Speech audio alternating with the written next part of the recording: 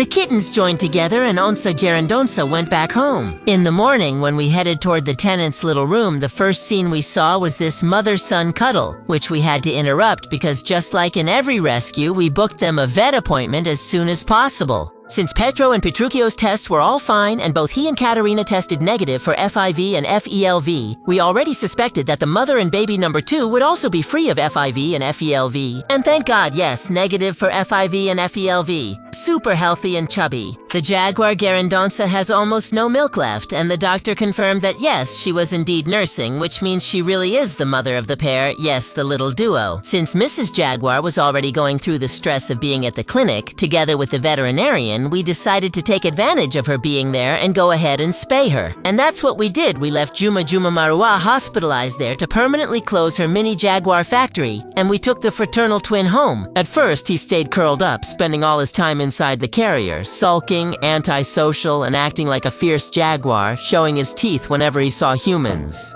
Petruchio was already eager to see how his brother would react upon realizing that fate had brought them together once again. Unable to wait any longer, he went inside the box and lay down with his little brother.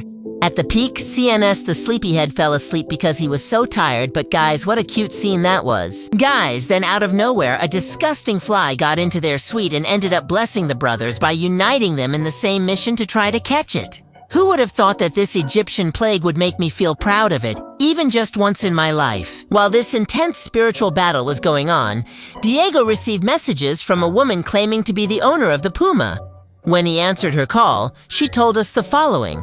Some time ago, Juma Maroa showed up on her street with her belly all swollen. Feeling sorry for her, she started taking care of her every day. That way, the little cat started to gain trust and began eating inside her garage. In the end, even though she was very skittish and scared, with a lot of patience and affection, she managed to get her to come inside the house, even though she spent most of her time on top of the wardrobe watching the other 6 cats in the house. Until, unfortunately, one afternoon, a neighbor went to her house and didn't close the gate properly, leaving it half open. It was enough time for the kitten, named Bebê, to jump out the bedroom window and leave through the open gate. Minutes later, the panic began. She couldn't find her anywhere. They spent weeks searching and calling for her.